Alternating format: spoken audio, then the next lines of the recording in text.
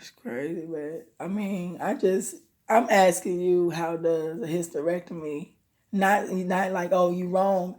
I don't understand it. I don't understand how seeing a scar make you not want to be intimate with nobody no more. But that's just me though. That's how I am. Just like when I got shot, I couldn't even look at I couldn't even look at, you know what I'm saying, any type of, like, I ain't even want to change my own bandage in my own leg when I had my surgery. You know But what I'm I'm saying? saying scars healed. I'm trying to understand, like, okay, scars heal. I showed you my scar because I felt like, as my husband, I was supposed to depend on you. I was supposed to be able to share everything with you. Although it's like, because that was a hard time for me. You know what I'm saying? I felt less than a woman to have to get a hysterectomy. That's something I never wanted to do. So I just don't see why it made you stop wanting me sexually. I just don't understand that. And I never, I never knew, you never was honest with me about whether, was you taking pills, when you wasn't taking pills, because you was like, I was taking pills at first. I was taking them to have sex. Like, you had to take pills to have sex with me? No. Then why was you taking pills? You're going all the way back to something that Because it does matter for me. I'm asking you, why was you taking pills if you wanted to last longer than 2 minutes? And we always said that, though, like from the very beginning, if you didn't like sex and I told you on the phone, we was having our conversations, it's like, my thing is like, be real with yourself when you with somebody or you trying to talk to somebody. Because like from now on, if I say something, I'm not going to settle for nothing other than, what I want. Right. Because I think we settled to stay together. Because I made a commitment to Christ. That's my biggest pain right now. Is I feel like I let God down, period. So you feel like you let God down in other marriages too? Because you was I wasn't saved like that.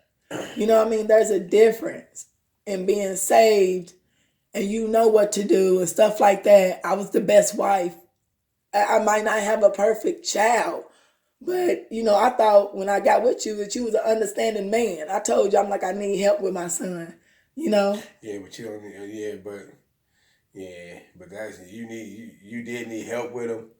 But the type of help that a man like me was willing to give, discipline, you ain't ready for that type of help. No. So you don't need help with your son. You just need to keep raising him the way you do. This is what I'm telling you. Darrell's raised already. He's grown. Because any man come in your life, listen to me. I don't care who he is. Listen he's not to me. Tolerate none of this shit Darrell brings to the table. It wasn't like that the whole time. You also got to take some ownership. No, you couldn't come in you might not take it now, but you have to take responsibility for saying, I came in trying to be a friend, and he lost respect for you. What was it called? I came in trying to be the stepfather. Stepfathers don't give kids weed, though. Hold on, that didn't work. So I tried to re-strategize how I was going to, be with Darrell. So I came, and try to be cool with him a little bit, Try to understand him on his level. Try to, Try to understand, go back into my teenage 15, 16-year-old. But that's not what that didn't work. Do. But then I try to come back with a disciplinary like I want to. But that didn't work. So I was like, you know what? I'm done. But you see what I'm saying? That's the thing. When you marry somebody... Listen. Can I finish? I let you talk that part. What I'm saying is, it's still not right. Whether you try to strategize a different way, it was never right to try to go back to your teenage years and be like, this is how I'm going to handle him. Yeah. Because he was a child. Yeah. And it's certain things I didn't allow that you went around me and did. So it's like the level of disrespect was set at that moment when he felt like he was on your level. He wasn't. You were the stepfather and he was a child. Right. So it's like, when you was doing that behind my back, like I said, in the beginning, I put Darrell, like you were doing the stuff, like you allowed him to do stuff, getting them, brought that stuff from California, kept lying to me about the stuff, and I'm just about what stuff? When you brought the gummies from California, and gave them stuff. You said the stuff like I did more than one thing. You did. You it's like you didn't tell on him when he did certain stuff. You trying to befriend him. You was like, telling him it's okay to smoke weed and do this and this. Like you knew my wishes. You knew what I was against. But I'm like, okay, I stood for you. I did when he had attitude with you, we got married and stuff like that. I'm like, you're not gonna disrespect my husband. You need to go ahead, you know what I'm saying? Period. Bottom line, I told you we never would let the kids be the reason for separation. And you agreed to that. Yeah. But I did stop being like, okay, once you kept like you once I saw the thing in Facebook, I mean in your phone where you was on porn, after I got you that computer or something, whatever it was the next day. That was like the day after Christmas, you was looking at porn. And then before that it was the POF. And then it was the lies. Then, you know what I'm saying? I felt like you ain't got my back. So you were probably right. I didn't have your back like that no more. But you got to understand where I'm coming from. You know what I'm saying? Because I did have your back in the beginning. But I felt like I did everything and you deceived me. And so that made me feel it does make me back up. Mm-hmm. So I was just like, he don't deserve that respect. Why I'm going to get on him and do stuff, all that when, even when I tried, if Derisha was disrespectful, I was like, I'm not getting ready to put up with that. I'm not getting ready to deal with it.